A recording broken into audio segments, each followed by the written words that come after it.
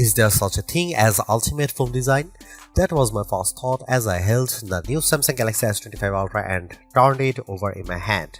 Surely it's lost a bit of identity as it shed the last vestiges of Galaxy Note design and adopted the more familiar and blockier look of its Galaxy S breathing. The Galaxy S25 Ultra looks not only more like all other S25 phones in the lineup but more like an iPhone than ever before.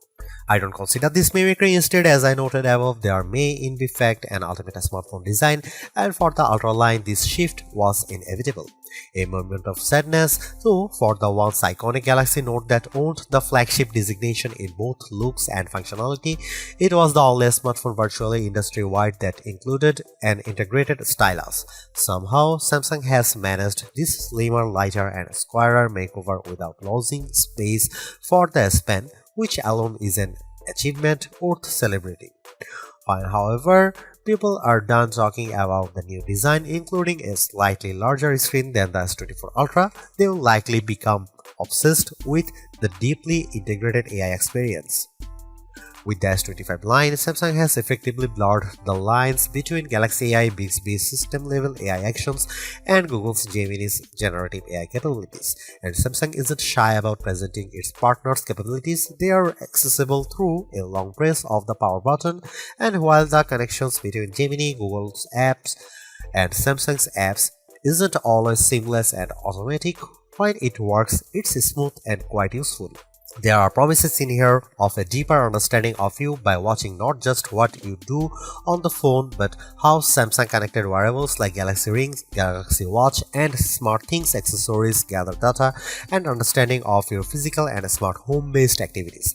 Ultimately, that information is presented as part of now brief home screen widgets that give you, among other things, morning and evening briefs.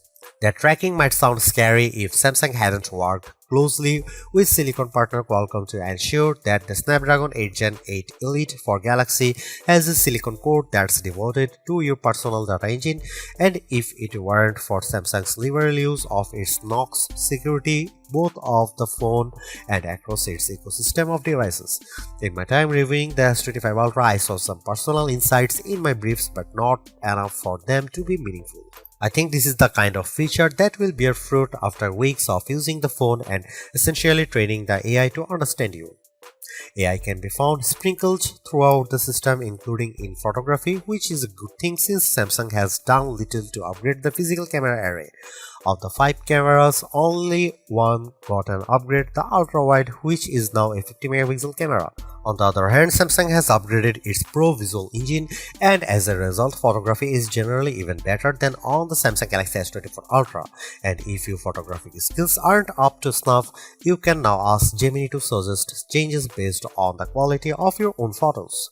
There are more powerful tools for generating AI images and making AI alterations to existing photographs. Sketch to image is more powerful than ever, and I found that using the S Pen with sketch to image generated incredibly realistic AI editions.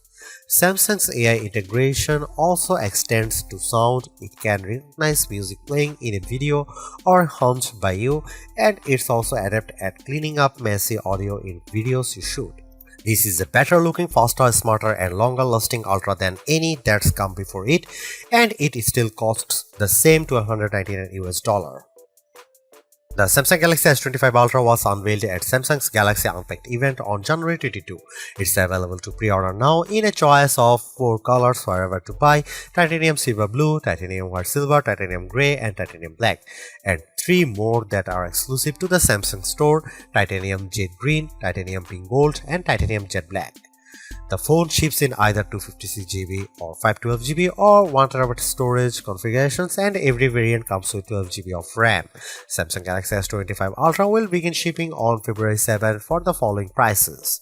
The 256GB variant is $1,299, 512GB price is $1,499, and 1TB is $1,659.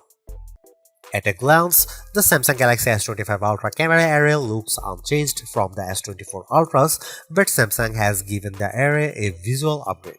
All the lenses now appear to almost float above the chassis. It's a neat effect, but for the most part it's a skin deep alteration and Samsung has left almost all the camera aspects unchanged. Here is what you will find on the S25 Ultra.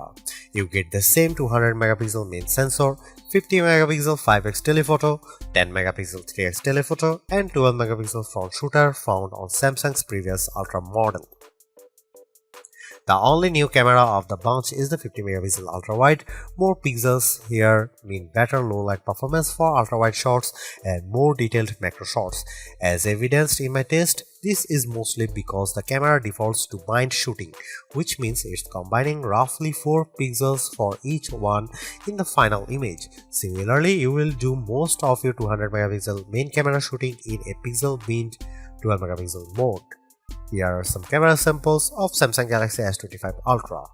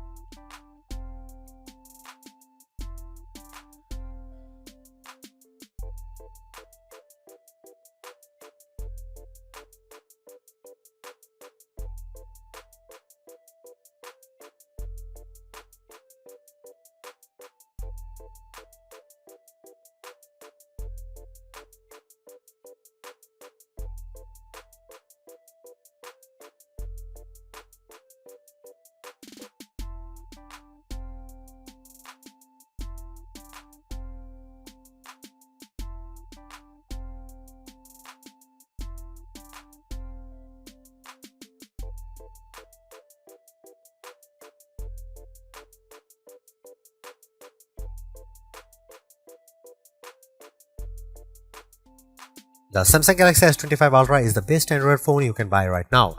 Interacting with AI has never felt more natural or useful. In addition, the phone's gorgeous screen, helpful S Pen, solid battery life and class-leading power all contribute to Samsung's most well-rounded offering. Top-tier cameras with exceptional zoom merely top it all off. You can get a similar overall experience from the Galaxy S25 Plus and the Pixel 9 Pro XL for less money but with a slightly smaller screen and without the stylus. For anyone seeking the ultimate Android phone too, the Galaxy S25 Ultra is our editor's choice winner.